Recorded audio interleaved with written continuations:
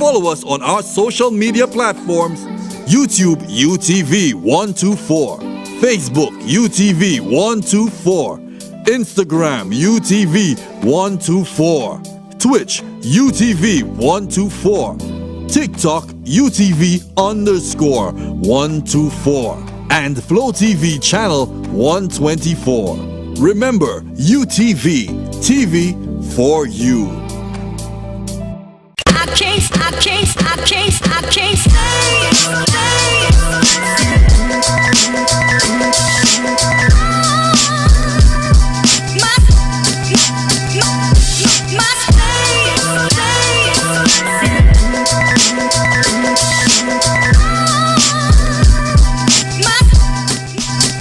Good morning, everyone. Welcome to the show. It is Friday, September 17th, 2021.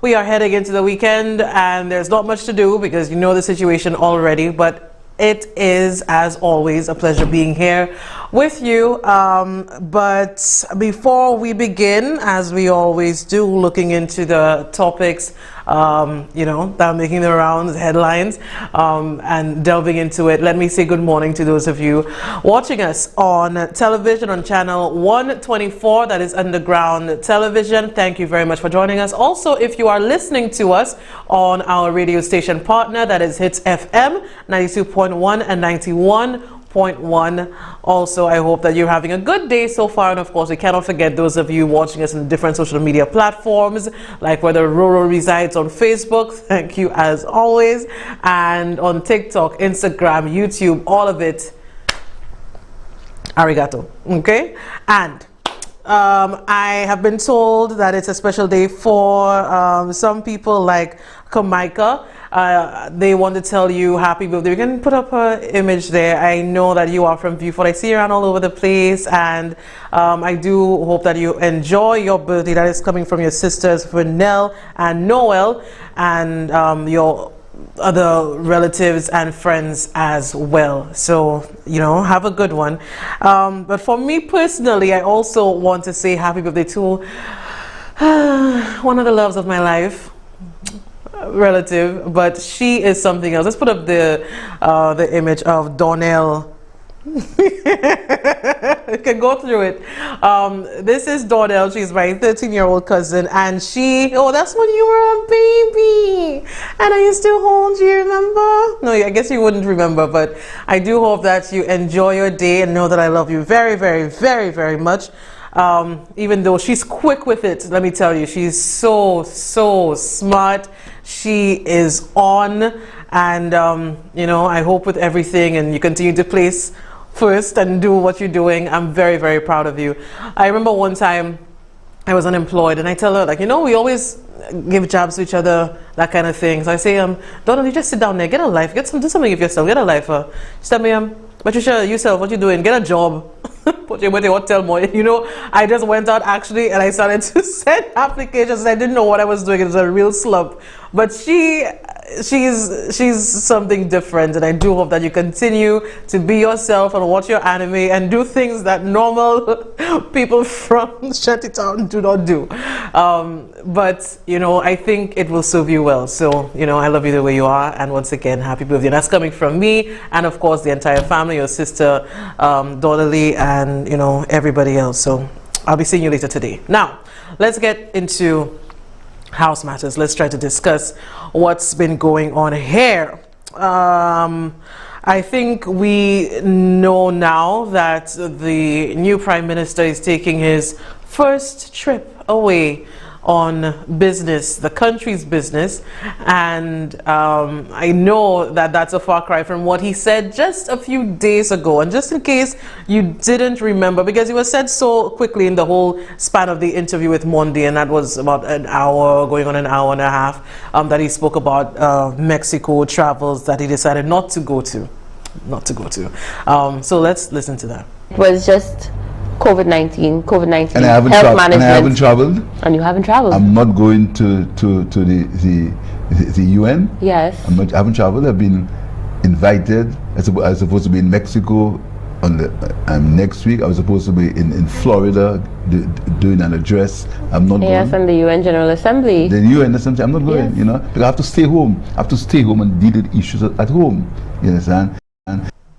Now I know from the onset, if that's what you're thinking, you need to stay home and do that.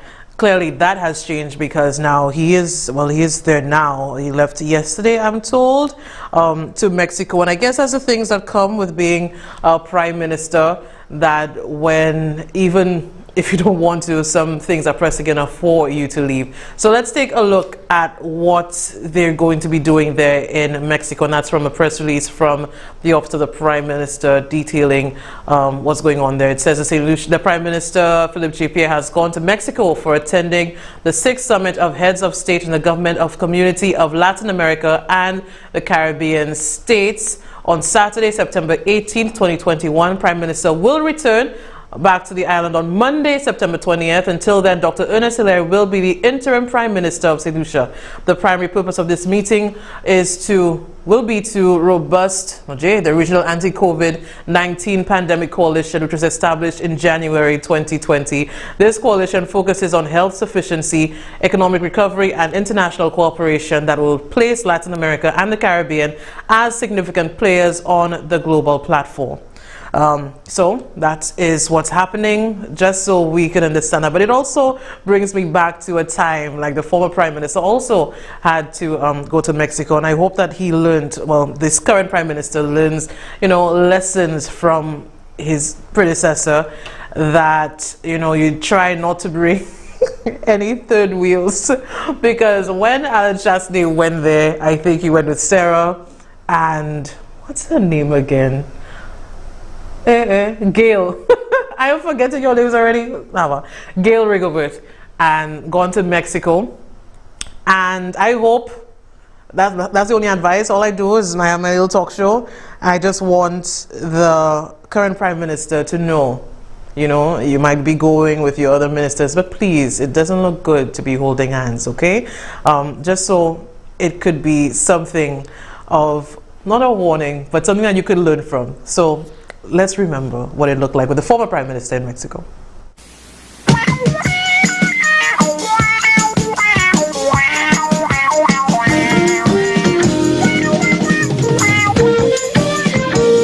Come and knock on our door. Come and knock on our door. We've been waiting for you. We've been waiting for you. Where the kisses are Hers and his, three's company too. Come and dance on our floor. Dance on our floor. Take a step that is new. Take a step that is new. We've a lovable space that needs your face. Three's company too. You'll see that love is above again. Laughter is coming for you. Down at our rendezvous. Down at our rendezvous. Three's company too.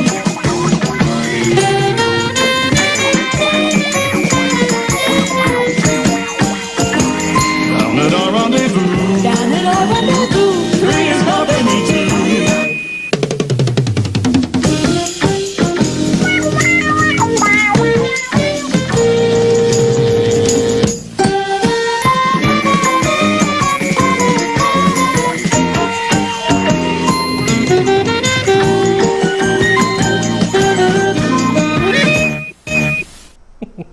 So that being there, poor job, Gail. So you had Sarah and the former Prime Minister holding hands on Manjepudiyako. So let's go to the next thing. We're still on the United Workers' Party and how they're still reeling from a loss. I know that it must be difficult for certain hacks like Shaney Frame, what's his name again? Ring the bell. Or ite di bagay, ife bagay, bad drum fe bagay, do this go to New York, try to do things and keep lying. All of them were together in that, and I imagine it must be a very, very difficult time for certain hacks if that was all where you put your dignity or whatever's left of it, to be quite honest with you, and now you're feeling that like party more, elections finished, and no, let's not get into it. We are going to do just that. Okay, now we've spoken about it before. So the people, again, like I said, reeling from that loss, deciding, you know, what do you go, where do you go from here? I know people like Champagne, they continue the show. E.T. will continue the show even when he's not being paid, and at this point needs all the help he can get. By the way, despite all of that, I do think, and that is where I think empathy comes from. Doesn't matter, you know, E.T. doing what he's doing, and he is on Sky FM, but he needs the help. And I want to let the United Workers' Party in particular know, you know, if somebody's doing something for you, and even if he's not, that you cannot have somebody who doesn't really have a place to live and all of that, and they will wake up every morning and go and do a show, continuing to bash the St. Lucia Labour Party, and, you know, they need to get something out of it. So even as I sit here, I want to make a plea on behalf of E.T. to help him out, please. Okay, and that is with all seriousness. Now, when we speak of the United Workers' Party supporters and where they think the party needs to go, and I do believe that no matter what, for the right functioning of a country, you need a robust opposition. Understood. So, with the United Workers' Party suffering that humiliating defeat, you have to ask, what next? And someone, a key supporter out there always batting for United Workers' Party, has given his own advice on what he thinks needs to happen, and that is Peterson Francis. So let's take a look at the letter. I don't know if it was written, I don't think it was written by him, but the person who wrote it, you have to put it where it is. I think it was well written, and, you know, it did detail some of the concerns that they have. I don't know who Peterson commissioned to do that, but I guess good job. Let's take a look at it. It says here, it's from the 14th of August 2021. This correspondence, again being sent to Pinkley Francis, this correspondence is addressed to you out of the greatest concern for our party, the United Workers' Party, and my sincerest wish is for it to be received in the spirit that it is intended. We can agree that it is clear that there is much work to be done within the ranks of the party, and that this work may not be best performed by the current executive team, as questions of bias and lack of objectivity may arise. For these reasons, I will also exclude myself from spearheading the work to be undertaken, as it is best left to those with fresh eyes, untainted by the cut and thrust of elective politics, as has been the election time executive under your command, and even myself as mayor of Castries. Allow me to reserve the right, as is yours and all party members of goodwill, to assist the process as required and described following by a select committee of persons of unquestionable ability, reputation, and integrity. The person right there, as if it's Jane A. Okay, for the reasons stated above, I have consulted with several qualified, objective, trained, experienced, and long-standing party supporters. Although, if you're going to be writing, I think you're missing a few commas there.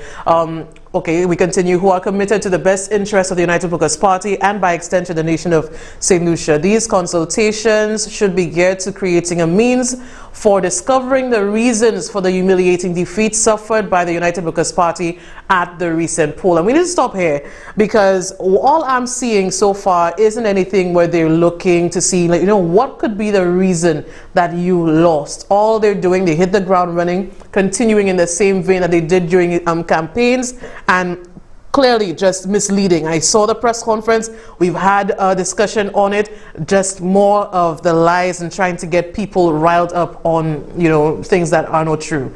So yes, there is a need for United Workers' Party to do that. It says, it continues the letter, this exercise must be conducted with the greatest discretion and employ scientific inquiry, and once completed, the results will be submitted to the executive team along with recommendations as to the way forward for our party. Hopefully this process will be completed to inform the general membership in advance of the upcoming convention scheduled for October 2021, and without which the convention becomes a pointless exercise. I request that all fully support and cooperate with such an exercise, as it is urgently needed at this time. However, there is a degree of commitment to this initiative. It may well proceed without the support and involvement of the United Workers' Party Central Executive.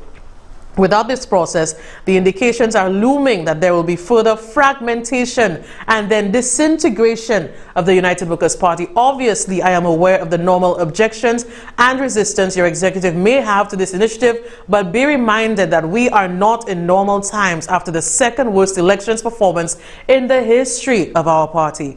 My reputation and the performance as mayor of Castries over the past 5 years speaks for itself, as does my extensive experience and continuing participation in the politics of the nation at all levels, from the community and local government to the national level. Hopefully, my commitment to the United Workers' Party and to its future success is recognized and appreciated as this process goes into effect. Yours faithfully, Mr. Peterson Francis.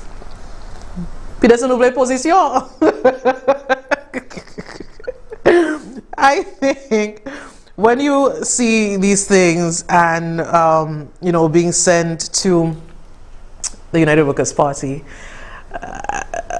there's some truth to it. It's a humiliating defeat, and, maybe you should not have the same executive as part of that. But I also want to, remind Peterson Francis that he is part of the reason why the party lost. But we'll continue with that, discussion, and I hope to get your calls. We'll help Peterson and the United Workers' Party to really decide on what made them lose. I hope that, in some way, when we get the calls, maybe you guys can jot down your own advice for them for the convention next month. But as we continue to do that, let's hear in a report more on that developing story. The outcome of the July 26 election is evidently still fresh on the mind of former Castries Mayor Peterson Francis, whose tenure came to an eventual end after Philip J. Pierre's Labour Party claimed victory at the polls. NBC Prime obtained correspondence from the former mayor addressed to United Workers' Party Chair Pinkley Francis, urging him to appoint a select committee to review the party's failed re-election bid. However, Peterson Francis, as stated in his August 14th missive, strongly recommends Chairman Francis and the UWP executive divest itself from the proposed election review process due to their, quote, bias and lack of objectivity, end quote. Senator Dominic Fede, the UWP's defeated ancillary canneries candidate, said he had not seen Peterson Francis's letter when asked for comment during a September 14th news conference. Honestly, I haven't seen the letter, Riani.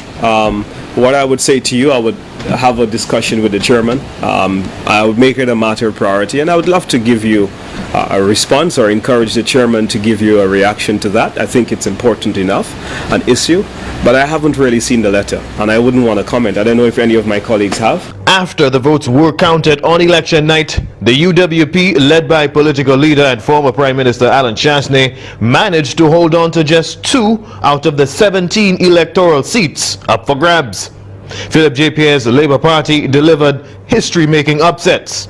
Senator Dominic Fede, himself a casualty of the Labour Party's victory, says the UWP is still looking into where it might have gone wrong. What I can assure you is that process is very advanced, and we are very thankful for this opportunity to be able to take a very critical look at ourselves and to see how we can make the UWP bigger, better, and stronger. What I can tell you is that there's still a lot of support for the United Workers' Party. Some 37,000 people voted for us, and we are encouraged by that. We get the messages, the letters, the phone calls every day. There are groups that have mobilized themselves. I want to shout out the Flabo train group that I know that are listening to the press conference, and that's just an example of how there has been a grassroots mobilization, which makes it very easy for us to then put the structures in place from the top of the pendulum and make sure that we come back strong. Peterson Francis worries in the absence of a conclusive July 26 election campaign review, the UWP will likely fall to a similar humiliating fate at the next general election. He wants the review completed before the UWP's national convention, carted for October 2021, when key executive positions will be up for grabs. And those executive positions, clearly you're seeing Peterson Francis trying to position himself for whatever comes. And when you now have the leader of a party not there physically to do anything, you have people like Fidi, who now I don't know, now he has glasses. Is that supposed to be are you the intellectual of the party now? Again, in the press conference, saying nothing, saying that he hasn't seen anything of that letter, but it is there. And for us to really understand that, I understand there are people like Peterson Francis who, no matter what, they want to survive in anything. It's people, no matter what, they will try to get a position, and there is no shame in it. But writing that letter now, and everybody's saying, not me, not me, I wasn't in it, we losing, and not me.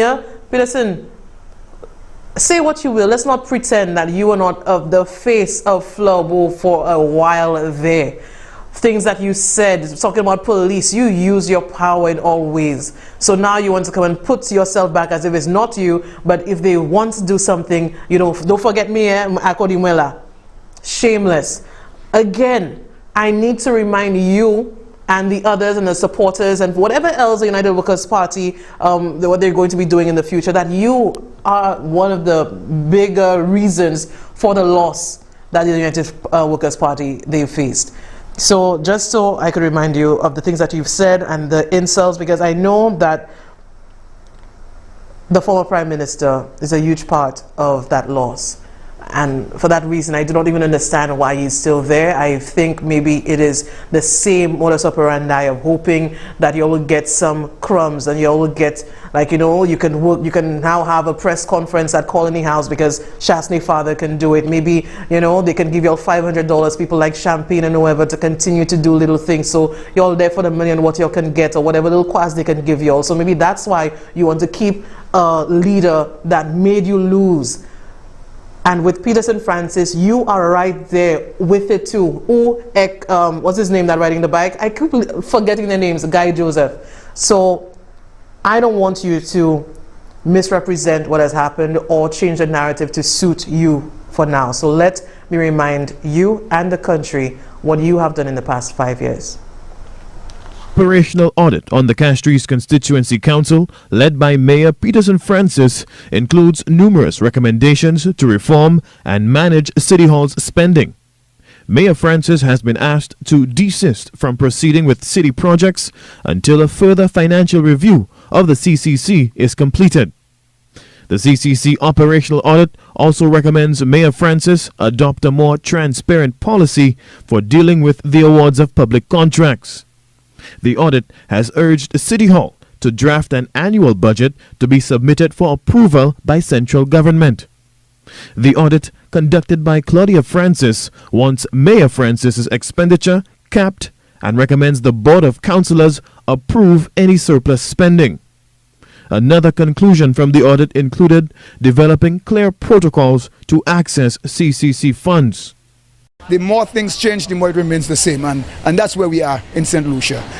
This is St. Lucia where everything goes, and it seems to me the city council is one of the areas that it seems you want somebody to enrich themselves, you want them to do everything that is outside of being fair, transparent and accountable.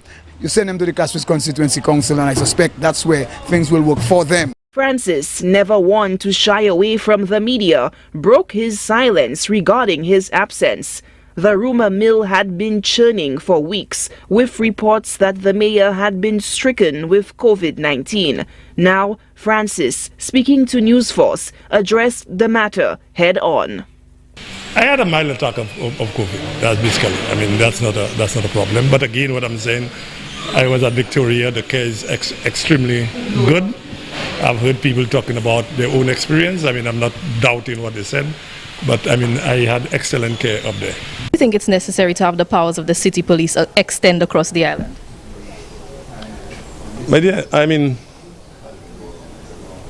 how do I put that?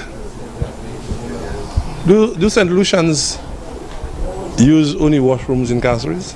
Matter, according to Mayor of Castries, Peterson Francis, has taken a peculiar turn. Any update on the missing firearm?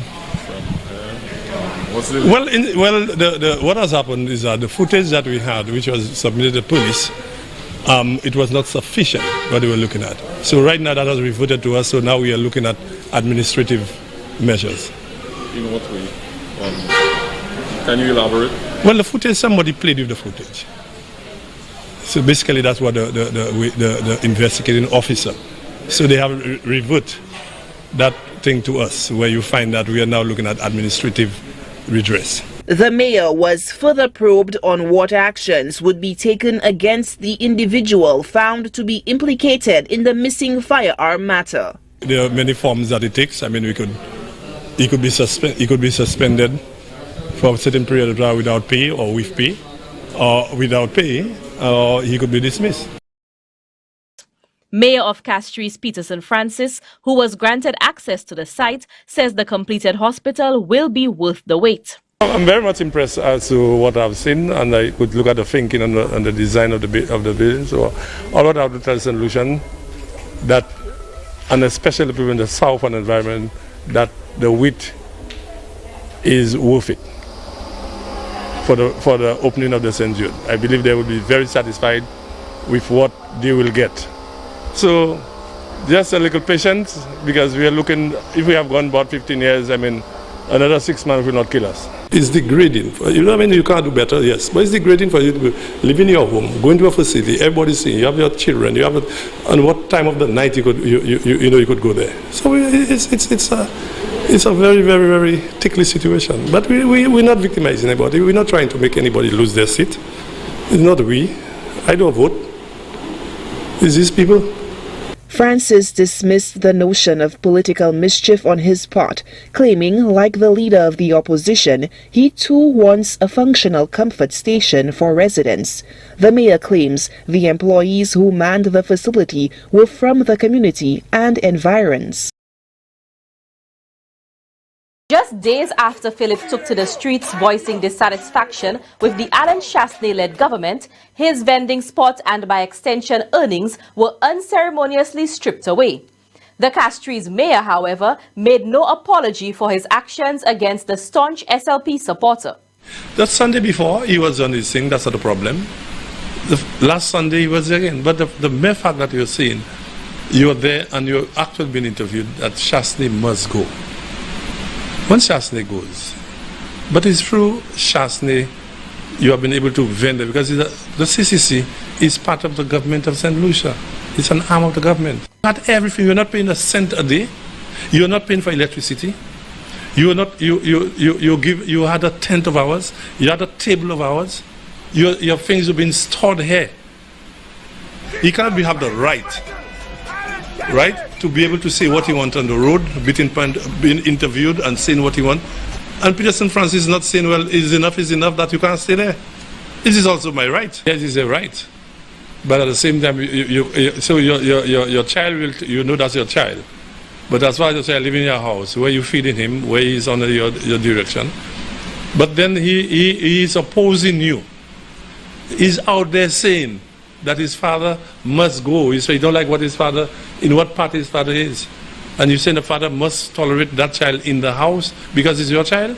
But we are doing it, you're telling you, the people that is giving you an opportunity to make a living, you're telling them that they must go. So we must give you the strength to put us out. We have a great leader. I think St. Lucian have not seen the best of the Prime Minister. I mean, he's an inspiration to me.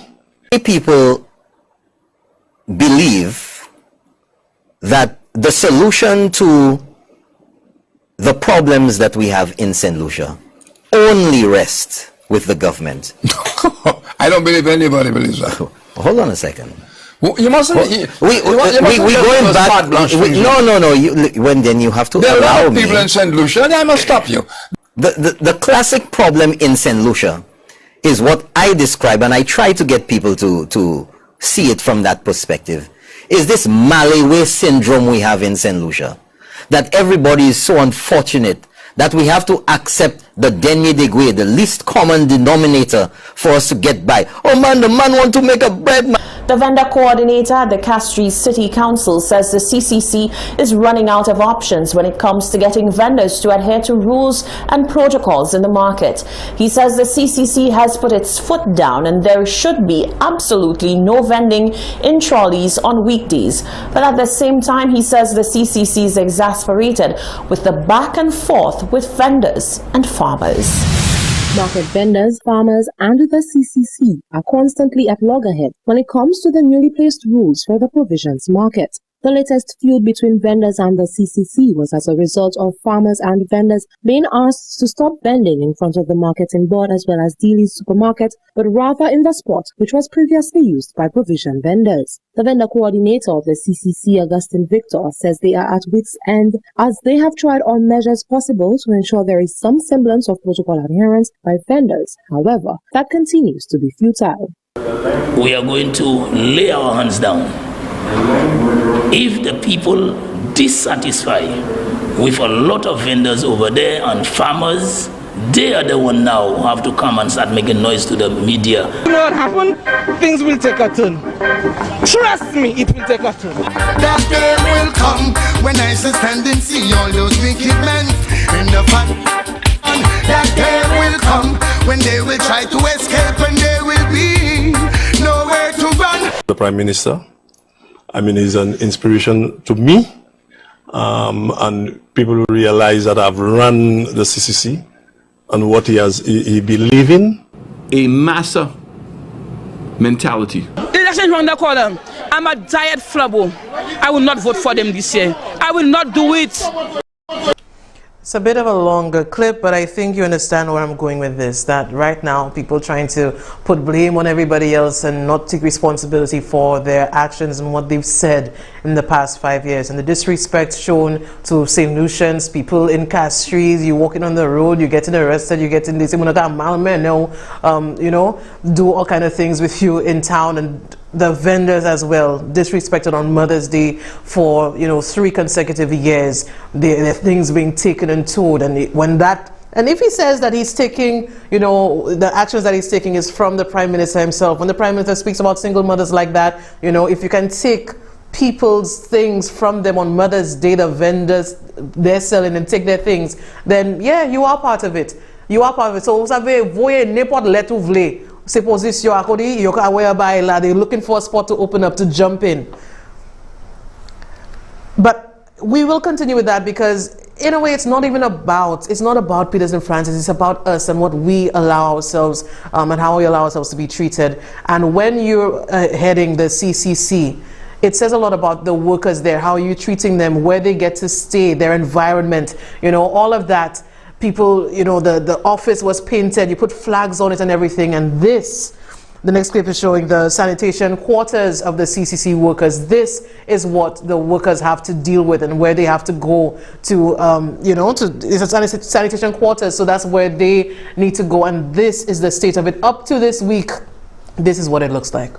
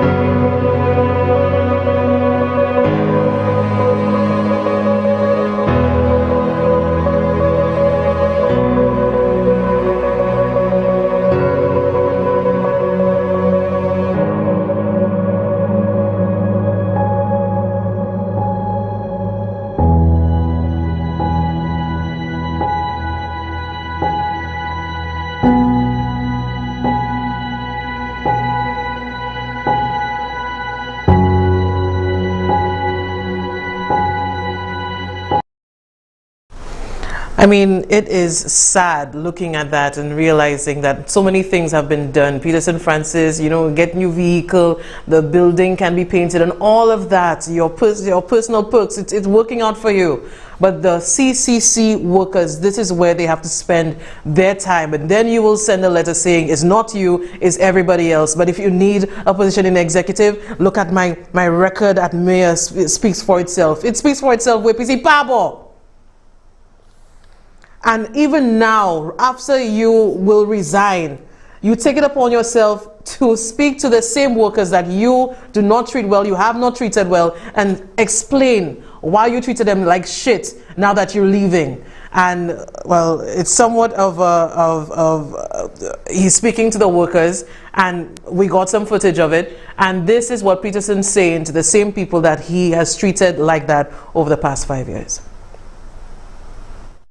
They understand what it means to manage, what it means to be in charge of people. And there's one person in particular, I could say that we have had a rough time. All rough time to manage, to be in charge. Is Miss English? Mrs. English?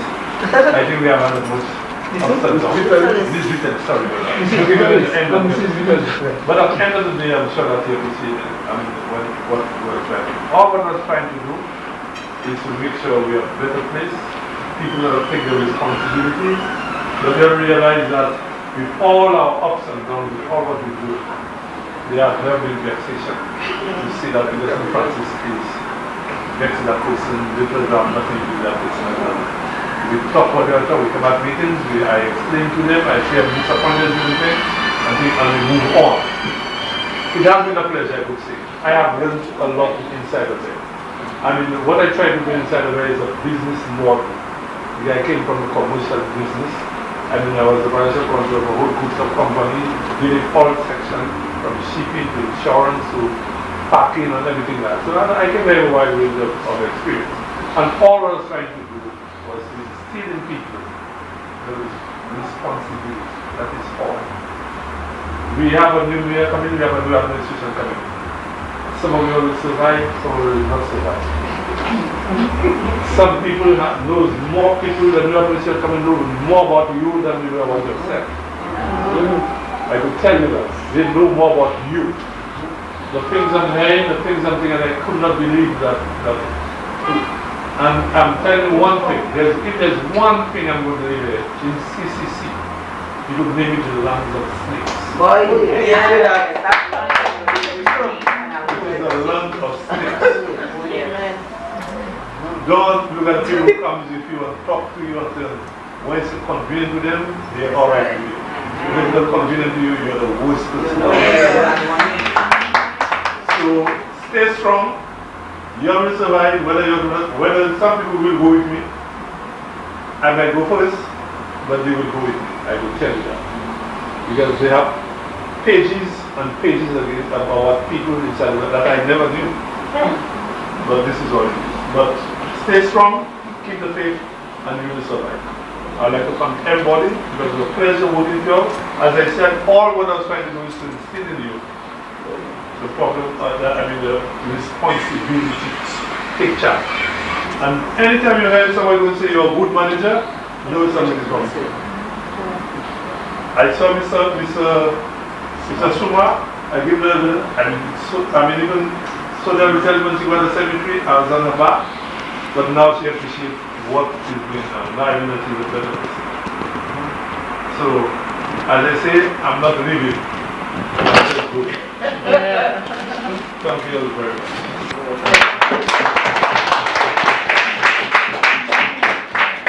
Do we take enough pictures of our... Now, looking at that, it is so pathetic to me that you will look at the people that you mistreated for so long and tell them why you were acting the way you were acting. It's because you came from a business background. It's your business model. And if you're leaving a place and people say that you were a good manager, then you didn't do a good job. That's so dumb. You come into the CCC, you get millions of dollars, they're in the black, you all spend money, you sell shares, You do all of these mad things, leave it with nothing, disrespect people, don't even care about where the workers are and how they're being treated and how they're living and the environment that they're in. And when you're about to leave, you still fire some, and then you say the reason why you did that was because of that. And now, ou ka me ko akode ou vle manye pou en position by Flabo. They'll decide what they want to do, but on my end, I want to help the United Workers' Party and tell them that there are a lot of people coming around, trying to circle, trying to pick at the carcass. But there are also people who have worked for you. And this is for the party, when you're having the convention next, or if it's in October, or the executive if you're watching, or the hacks that watching, ID mwedi. Lan moun zok ki ato bay bay zok to poor pay. And I've said it before, and it continues. I know it's strange when even Flubbles will come and say that they get paid yet. So there's certain people, professionals who help you all in the campaign and everything, they haven't gotten paid. Pay the people, please. Yesterday when I spoke about when we spoke about St. Jude's and monies, millions of dollars unaccounted for. Zone la kapwen exopan la pou bay se moun ki atravay bay zo. So please, if it takes a convention or whatever else, let me just send the request on behalf of the people you all owe. Pay them, please. And if you don't believe me, this next voice note will explain just one of the people that you owe, and they need the money. They need the money now. Still have an outstanding amount for me. Okay. Almost $3,000. Right? And what the girl is making me understand that they wasn't expecting to lose. I'm like really in my mind I'm saying that like they wasn't expecting to lose, and now they lose, and whoever is not there, and like bro, that's not even my business. That have nothing to do with me. I've reached out to them so many times. I had McIntyre daughter. I reached out to the daughter. She kept on telling me the mother will call me. Twice I messaged her. She said the mother will call me. She never called. Okay? She never called. The girl that was in charge of the campaign told me, has McIntyre called me. I told her no. Alright, now I know she herself is trying, or unless she's just playing her role, I do not know. But I have to start exposing people, because if that's the only way for me to get my money, which I will not leave for them people, because I work so hard. It was 7 o'clock, people already calling my phone already in the morning to go and do research, to do all kind of things. Now election is done now.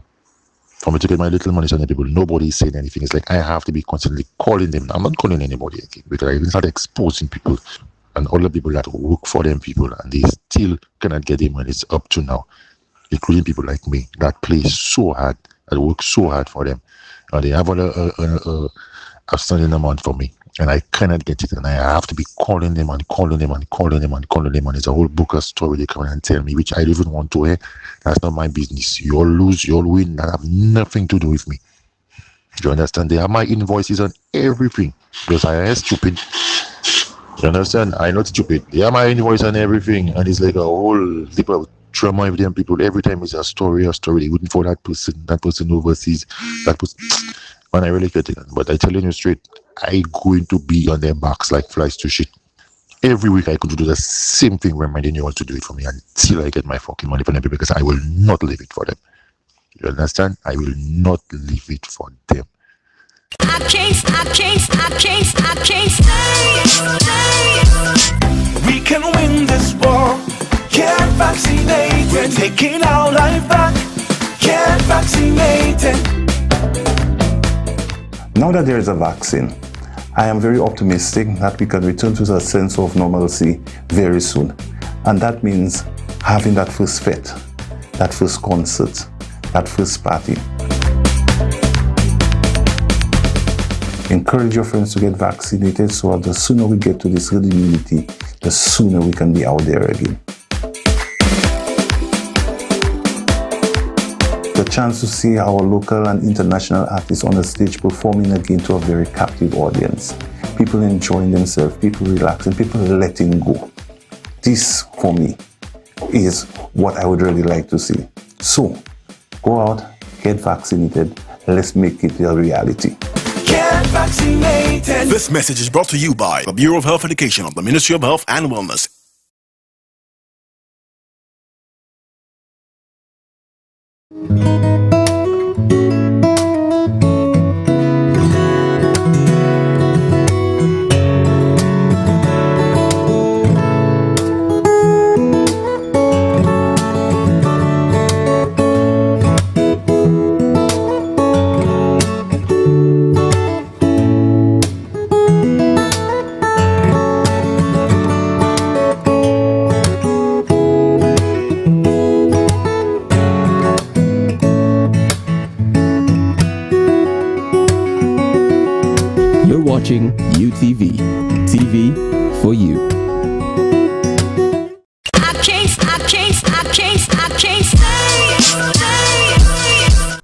Welcome back. Thank you so much for staying with us. If you are listening to us on radio, that's on Hits FM 92.1 and 91.1. Also, if you're watching us on the different social media platforms or watching on television, wherever you are, thank you for being here. And before we get into anything, really, let me just take this opportunity to share some information with people who need more information, more education on COVID and everything else. Let's put up the image there. I think this is being spearheaded by Karen Topia. It says, do you want to get vaccinated but have questions? Are you unsure? Do you need more information? Coronavirus vaccine and education drive. That's in Chase Gardens, Kaili, Human Resource Development Center. That's on Saturday, September 18th, 2021, from 11 in the morning to 3 in the afternoon. Dr. Stephen King and a team of doctors will be on hand to answer all your questions. Protect yourself, protect your family, sanitize, wash your hands, wear your mask, keeping our community safe. So I think, you know, we talk about education and seeing people take it on their own, people like Karen Tobia to do that. I think it is a good initiative for people who want to be more educated on that. And this is where we go to next. Although in a particular field, so to speak, but still on COVID and how it's affecting certain businesses. We've had this, you know, discourse on that. But one particular thing that I want to speak about, and it even came up during elections and the election campaigning. I think it's something that we need to look into. I think there's some investigations that need to happen and a proper analysis of certain businesses and certain activities and how COVID has impacted it. La chanteni la gouvernement pour ça ouais demain ma ivalia. Ma si c'est bon mit avec la ma sam.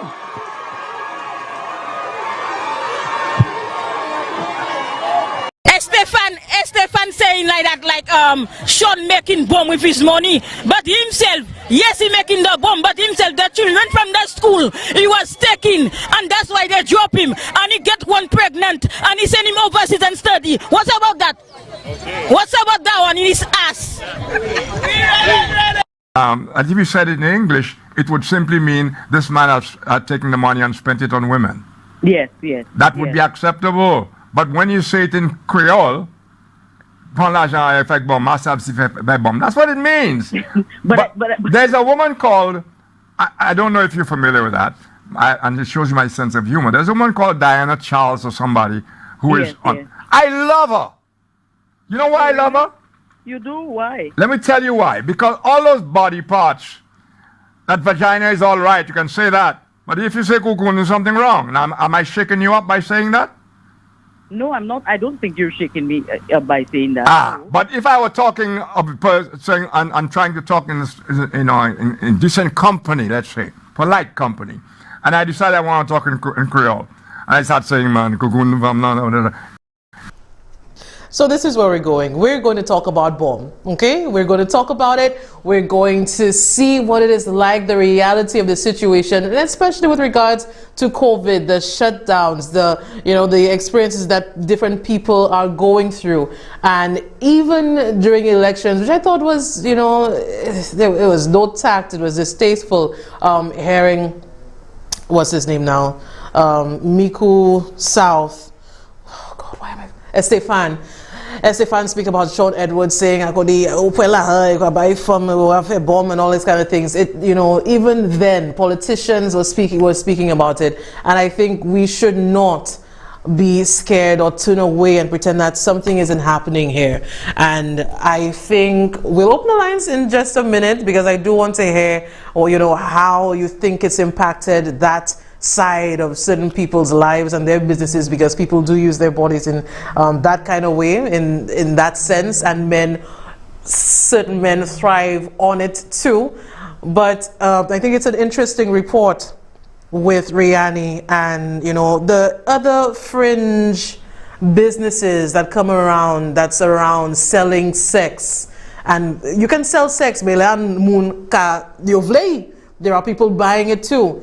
And even, we talk about bomb and everything, but what about the jabalistics of it? You're a side chick. How in the Sunday How are you finding that? How are you making that work? How it can move there? What these things doing? This, I think, is something that we need to talk about. And I say it, and I don't want you to think I just say it. We need to talk about it in a real way. And that is the next topic of discussion. And like I said, it's an interesting report from Riani looking at some of these activities and how COVID has impacted.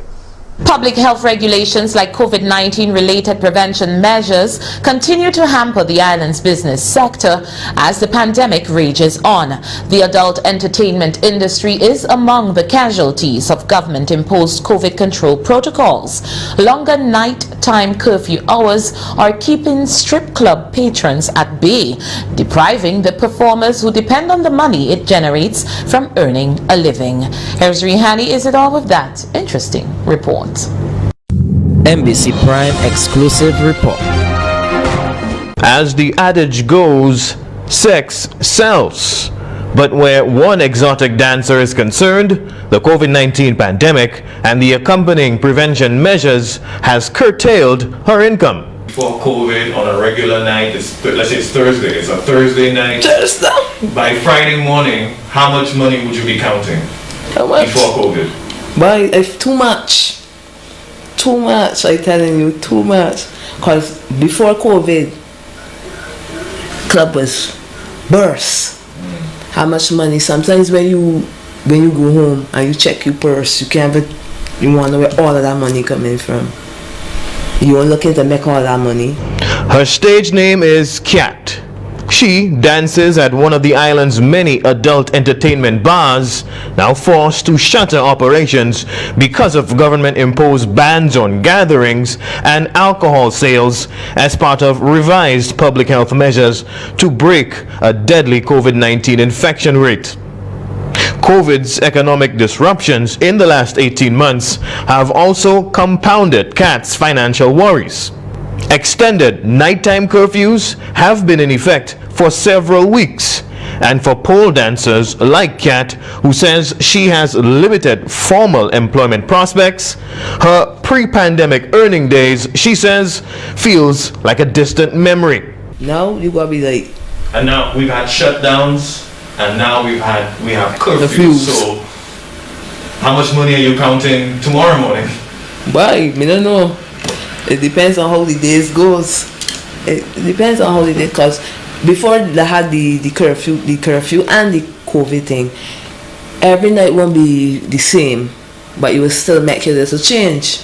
Kat explained prior to the recent temporary booze ban, the bar owner drastically adjusted business hours to fall within the curfew period. However, even the daytime opening hours during an outbreak presented challenges. Adherence to infection prevention measures meant Kat and her fellow dancers could no longer offer private dances, a service that generates the most money for exotic dancers. We know the COVID spreads with fast. Yeah, it's very contagious. So, do you have some concerns now when you do get a chance to perform? Tell me how you feel knowing that the COVID is so contagious, and on the days that you do get a chance to perform, what do you do to protect yourself from contracting the virus? Sanitizer. Sometimes I put on my mask when I'm ready, but most of the times the mask has got me like hard to breathe. I got asthma.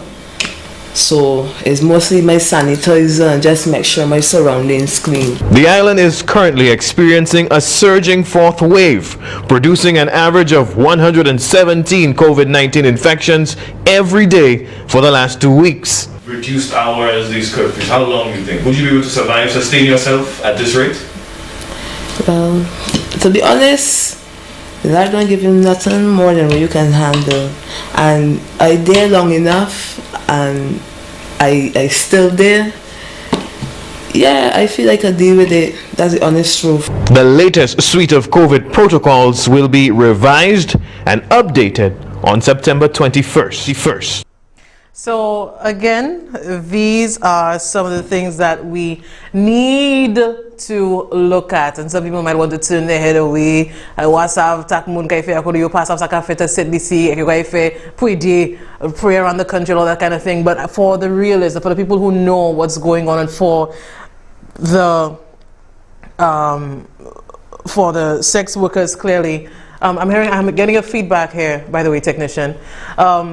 For the people who are going through that kind of reality, and with this report, by the way, Riani, it was a good one. I don't know whether, I know my technician said that, you know, the girl looks familiar to him, but there are certain things that we need to look at. So, St. Lucia, the questions that I have in mind, looking at what's going on, the people that are being affected, you know, should government offer these sex workers, prostitutes, and, you know, whatever you want to call them, you can use euphemisms if you feel, but they are human beings and they are working, they have been working, that's how they're getting by, that's how they're feeding themselves and their children, and with COVID, that has affected them. So should some stipend be given to them? Should government be looking at that? And if it were, maybe FEDE should be heading these things. And you know, in all of that, I wonder too, with FEDE and the power that he had when he, you know, si pasayan from si pan position. What about now for the young girls that he had in ancillary there, paying rent for and doing all kind of things? What happens now with COVID, and now that you don't have the power and the money you were getting from government and letting things go by? How is that happening? We'll open the lines now at 572-7588 or 484-7588. A bit of a different thing, but I'm going where the truth leads me, and I want to hear you. I want to know what you have to say. Even, you know, certain things, I imagine with that kind of work, it's normally at nighttime. So now the workers, you know, if you have to do it in the daytime, you're having sex in the daytime, is that different? How much do you pay? How much do you take away? Is there, you know, is there a discount that you give? I don't know. And for the men themselves, if you have to leave, you know, normally you'd have to leave the house and say you're going out with friends or whatever. Silana shut down. Titu kote femi dimash. Sao cafe. Exam DMM when everything's closing at 4. These sort of things intrigue me. They interest me. And I think for us, you know, for the people who are going through, you know, these kind of situations, it would be really interesting to hear our own suggestions, our own advice, even just thoughts on what to do next. I want to know, you know, what are the standard rates?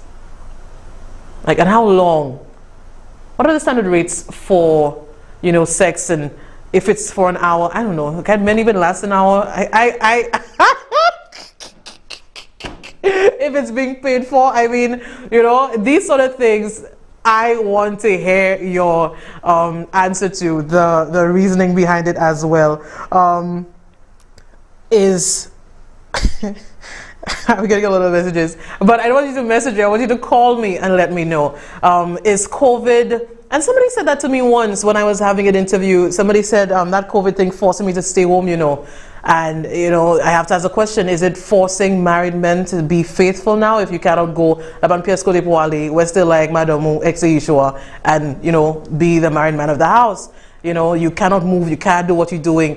You know, maybe it's changed the fabric of our society. You know, when some women, you know, feel like you need the money, there are, like, you know, if you have style and you say, if you need the money now, do you let some of the, you know, the standards go just because you need something else? What about, I'm telling you, I have a lot of questions. Maybe you don't have the answers, but I need somebody to help me out with that. You know, maybe Zoom sex? I don't know. I'm trying to help us all out there. I want to know what's going on and whether Zoom sex would score. Zoom sex. Let's take the first call. It doesn't have to be about that. You can call about anything else. Anything else. Let's take our first call. Good morning. Hello. Yes, good morning. Hello, Trisha. Yes. I somebody. I like to tell you. When say now the thing about sex is a hustle. It's not a business. And that is something that always available. So sex is a hustle? Yes, a hustle. Trisha, any lady in their right mind, you feel they just sell sex every day. So I mean, it depends if... No, it depends. That person is I don't understand whether that person is like a slut or something. Nah, call her... slut or something. Sex, because sex is all in our society. It's when when they don't have the husband in their life, when everybody need money, when the ladies need money, all kind of thing. But sex is something everybody just always want. It's something that's always available. And that is why, like it. And that is why it's it's considered the world's oldest profession. Whatever you say. Anyways, it was nice listening to you. Trisha, I go in later. Well, you're making me laugh. Thank you very much. But that gives us another thing to think about. If every day, as a woman, can you have sex? I imagine,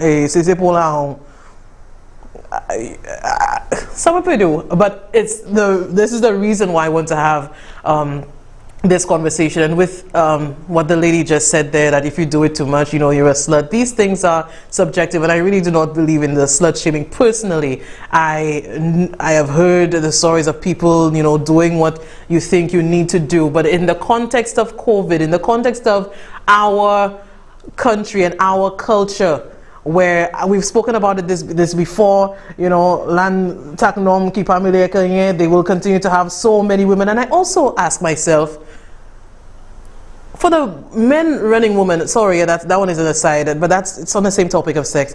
For the men running how many women and everything else, how is that sustainable? To please so many different women. I mean, you probably have to take a McDowell's Moringa, Masava, Pubwe, do the cowet. I've heard a lot of things at the bar. They telling me, should give me a hot Guinness and a packet of peanuts there. Yeah, these sort of things. And I wonder, in all of that, with COVID, what happens now? Have you, since you can't run around, do you still have all the same women as well? Now do you have to stay home, and your woman in house watching you like, where you going? Everywhere shut down, Kokali. There is nowhere to go, so you have to stay there. These things intrigue me. And you also have to think too, with COVID and some people and some workers unemployed, prostitutes unemployed, no bomb not running. Should the government now decide to do maybe a training program in some sort of way to give them something to do? And I think too of the stipend for the people that need the power, and when they have the power, I particularly believe that with FEDE, keeping at least that part of the industry alive. In certain parts of the country in ancillary, what happens now with the girls that he's having in Vanna and different areas? I would like to know. And now you're trying to play shy, you're not calling. What can you buy? Y'all playing as if y'all don't know what I'm talking about. But I think it was a bold thing for Rihanna to do, a bold report into looking at the areas that we pretend that it's not there. And COVID continues to affect all different aspects, all different factions, in all different ways. And looking at that is a true understanding of what's happening in our society. We're not turning things back or attack Moon Kaidi, as if this is against certain things. And, they can be there. May yo mem kapwe say nom say muna. Marry them and do whatever, and annul marriages and all kind of things. So when we look at that, there's no woman that's above another woman.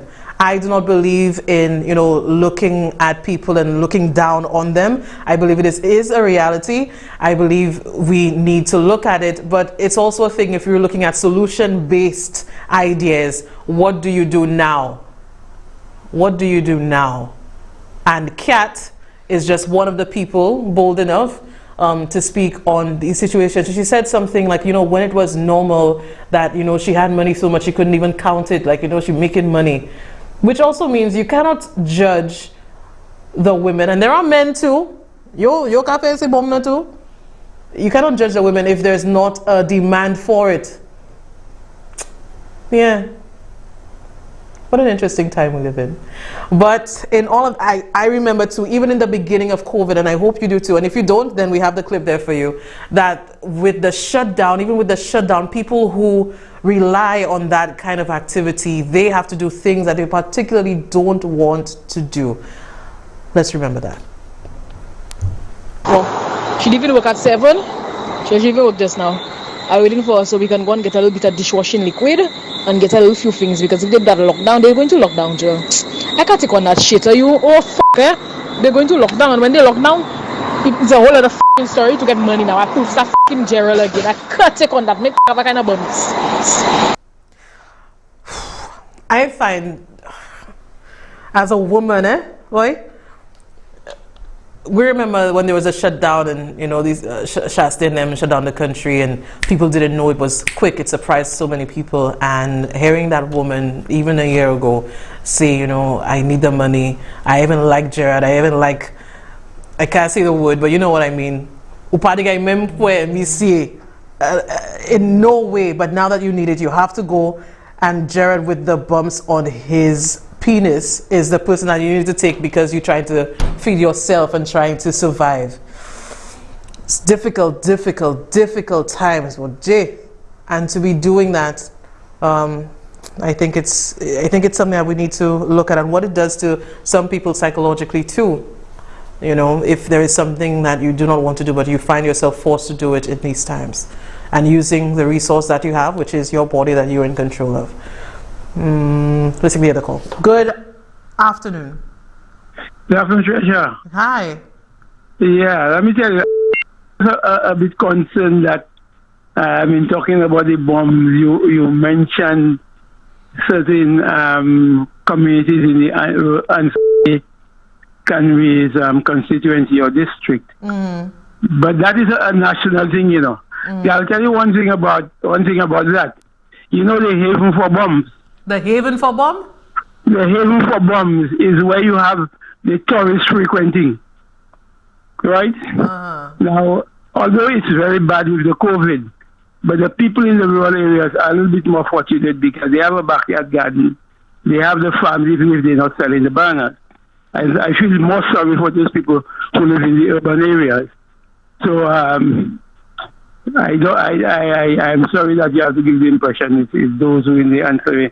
No, that's not the impression I was giving. I was saying that with Fede, I know that he has been... Lan ba ka FedEx say muna kite la se politicien yo ten la yo ka vole la yo ka pwe e yo même I wasn't doing the ancillary, wasn't detailing and shouting out any particular constituency. It's around the country. It happens everywhere. So thank you, caller.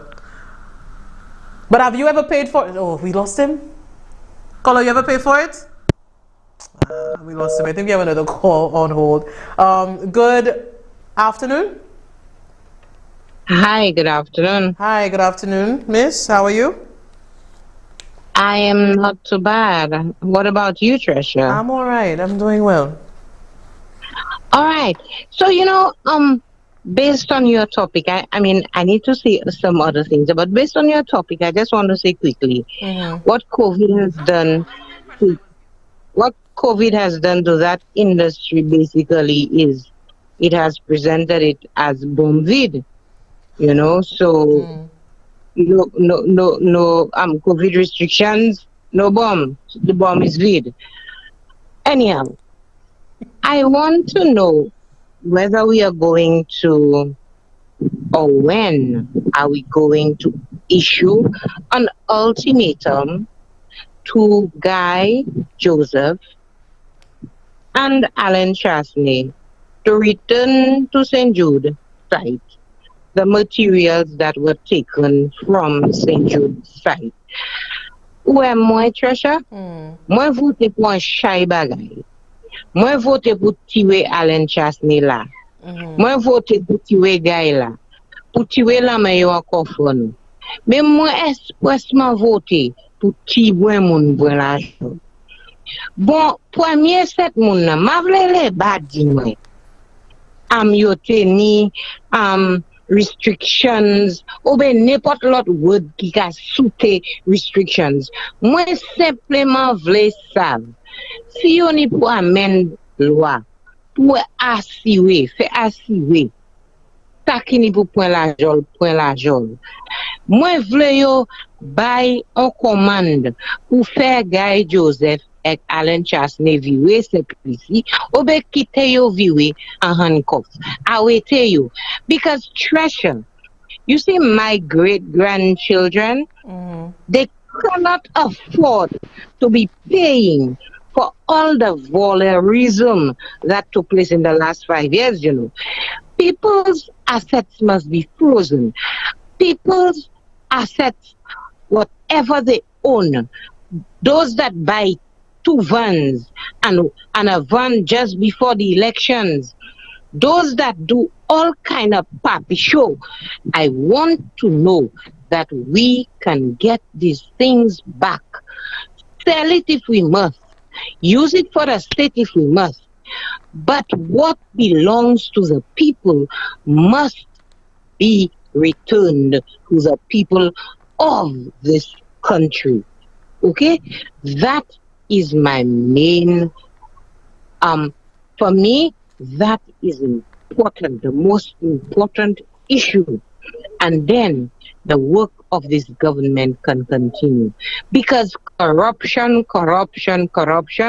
was one of the things we campaigned on. And we need to ensure special prosecutor, ethics committee, whatever needs to be done must be done with lightning rapidity and alacrity, because nous voulons la renouveler. Nous voulons un exemple fait. Et quoi c'est petit moi qui parle tout bail. Moi ça, et qui enragé. Dio Weste kote yo ya, Weste Arara. Ni un bon weekend, Tresha. Moi, still bless out Jamaica. Alrighty. Bye-bye. Take care. Do we still have that call on hold? Thank you so much for your patience, caller. Good afternoon. Good afternoon to you, Trisha. How are you? I'm doing all right. How are you? I have something which is very concerning. My question to the government is what more must it take before they consider shutting down this country? In what way? Shutting down the country, caller. And this has been said by the CMO. This has been said by the same experts that so many of the people look up to, that it doesn't make sense to shut down the country if there is a vaccine. So if there is the vaccine. But the vaccine in itself allows persons who are vaccinated to be vessels to carry the virus to other persons. So when you say shut down to what end? No, I don't mean you have to shut it down for a month or shut down like the last lockdown. But we need to get things under control. Right now the country is working as it seems. We are constantly going to be spending more money into the health sector rather than put it into what we have to do. And if what we are already practicing is already not working, the cases are constantly climbing. The deaths are constantly climbing. Caller, I do think that it is unfair to say that it's not working just yet. These things take time to take a review on whether the protocols actually work. If we're going to get people, if you're going to shut down at 6, at 7 every weekday, shut down on Sunday, close down on Saturdays until 4, that too is something that should be happening. I do not want to shut down. It's not sustainable. It does not make sense. And when you do, I do understand, and I do agree with you. But something is not working. Something is not working. We watch the news every day and it comes to no surprise. Right now, looking at the news is very depressing. It is very depressing watching the news. It is very depressing looking at the rates of people dying, people just going. And as much as persons say, like, okay, if persons were following the protocols, then that wouldn't happen. But we fail to realize, okay, everyone should wear a mask. Everyone should sanitize. All right? I agree with that. Are there criteria for the mask persons are making for other persons? I'm on the phone. Are there criteria for that? Caller, I completely understand what you are saying. Like many solutions, you look at these numbers, we're over 10,000 cases, you wonder to yourself what is happening. We need to be honest with ourselves on this. I understand completely your frustration. I know that people want to see something being done and they want to see a change in the numbers. But I do believe that the shutdown that many people, particularly the United Workers' Party supporters, are calling for, it will not make sense in the long run. And when you do that, when you have this upheaval, so you close on the country, all businesses are closed and everything, what happens then when there is no money left to give and to assist in the way that really matters? What happens then when people cannot go to work, when there is nothing to do and you feel in Akodo, Wanda Kyla, you just go out? So now people won't even care about the protocols because you find it any way to hustle because things are running. It will be another set of problems that will it cannot work. I understand you completely. When you look at these numbers, you want to see something done. Maybe something needs to be, and I do not envy this prime minister now in what has to, work. And it's difficult to see the number of deaths as well. But I hear you, caller. Something is not working. Okay. Thank you very much, caller. Something is not working. Thank you. So I would like them to at least revise. Okay. Go back to the drawing board and come up with something that is better. But right now, whatever they are doing, they need to realize by now it is not working. That's my contribution, and thank you very much for taking my call. Thank you. Do have a blessed weekend and stay safe. Thank you very much, caller. I appreciate your contribution, and I hope that you also have a good day. But when you say, something is not happening, when an administration is going on the expert advice of health professionals and the CMO, isn't that what we wanted? Isn't that the change we wanted to see? If anything has to happen, the SLMDA will come out. The CMO, after looking and revising at the numbers, will say to the Prime Minister what needs to happen, and I think we can go from there. Let's take the other call. But thank you as always, caller. I understand completely your reservations, your concerns. Good afternoon. Hello. Hi, good afternoon, miss. Yes, good afternoon. Trisha, my opinion is at the rate that thing is going on, I believe it's the other variants that they're spreading. It's just not just the corona, but maybe the Delta. And what I believe, the people are calling for closure of the country now, not in fact the country or the airport or whatever. What should have happened is when we got the cases, the 3 cases of Delta before the elections, that was the time closing the borders was necessary. At least you could have closed the borders for 1 week or 2, you understand, and resume, because we didn't have Delta in St. Lucia, right? It came from overseas. Before the elections, when we had gotten the 3 cases of Delta, it came from away. That is the time we needed the closure of the airport. Nobody said nothing, because somebody at the lab was saying most of these cases are coming from sometimes hotel workers. So sometimes we still have people coming in with these things.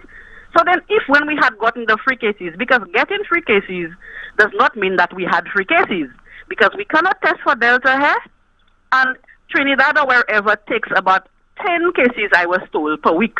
So that thing is spreading. That was the time we needed to close, not the country on the whole, but the borders, so that we could have controlled it, and that was not done. Apparently, the other administration for that, they would be back there again, and more money would be borrowed. You understand? To treat Delta. That is when we needed closing of the borders, and it didn't happen at all. Thank you. Thank you very much, caller.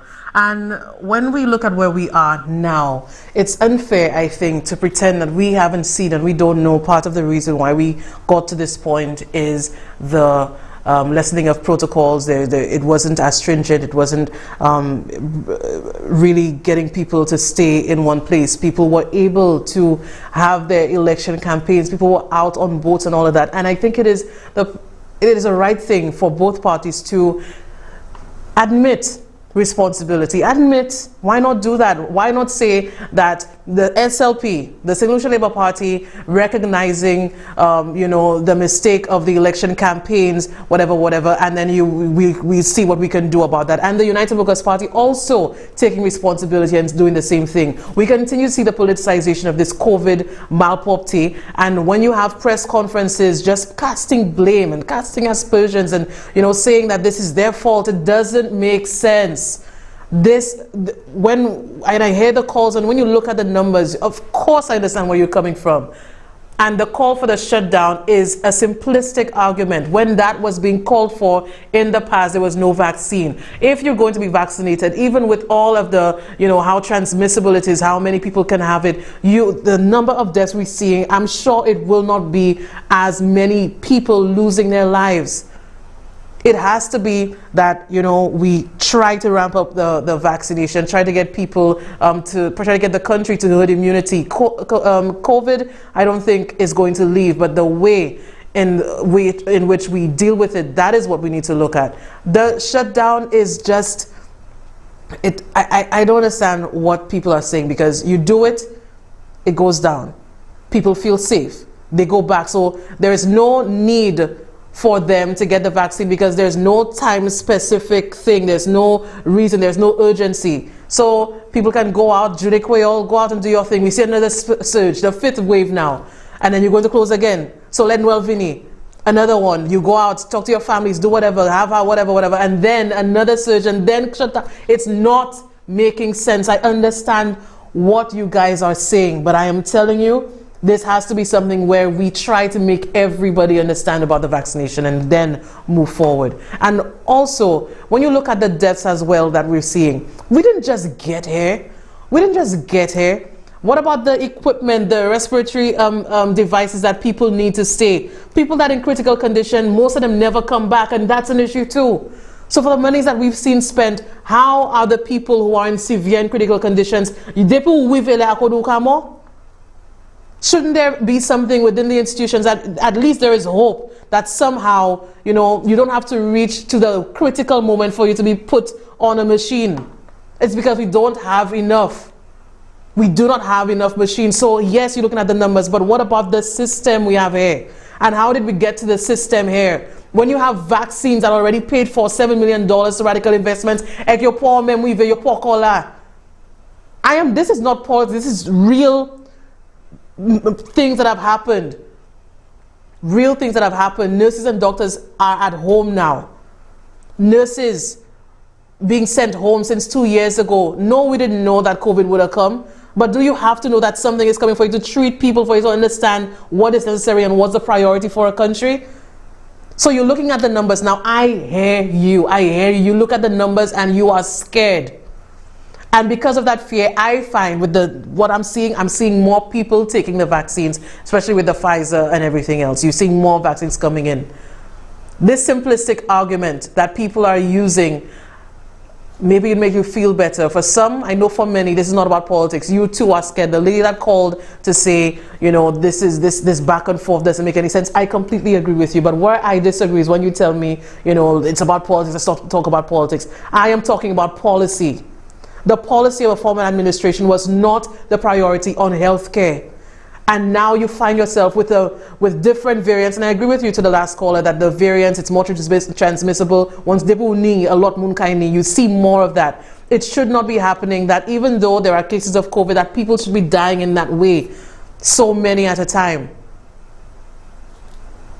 I'm not making excuses for this current administration. I just want us to put things where they are. And when you come into a system where things are just not there, I have said to you about the St. Jude's Hospital, what had to happen at the respiratory health center, and all of the equipment, the respirators that we needed. We needed about 11. I think we only have 3 or 4. With the monies that we had, we didn't get any. And it's about hope. if I watch my mother, God forbid, Padisa, or somebody that you love and I love going into a hospital with this illness, and that's why we spoke about COPD and all of that, we need to make sure that we reach there. But once you get to a severe case, as if you know, as if you just have to just lie down and know that you're not going to make it, that's not the way a hospital works. It's not supposed to be a waiting room to death. But I hear you, like I said, and then we've come to the end of the show, but your concerns are justified. Your suggestions as a citizen, justified.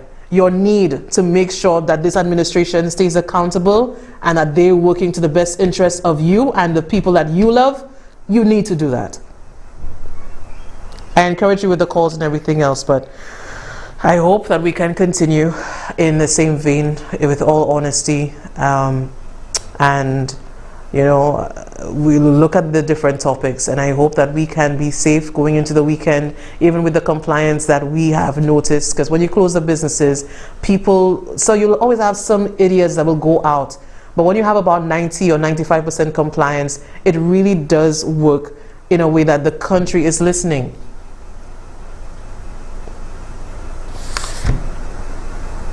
Thank you for watching.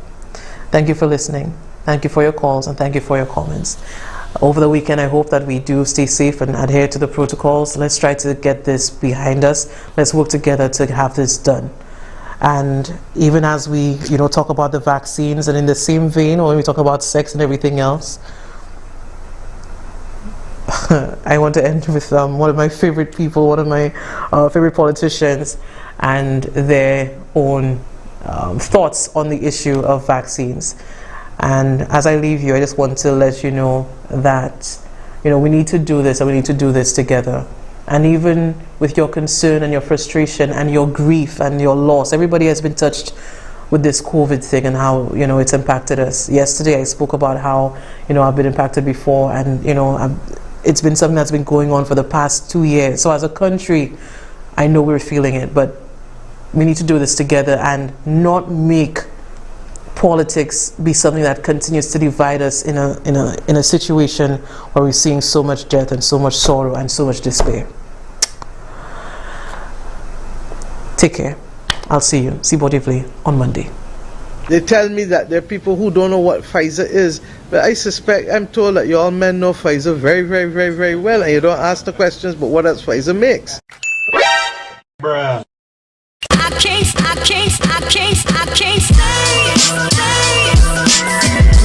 stay.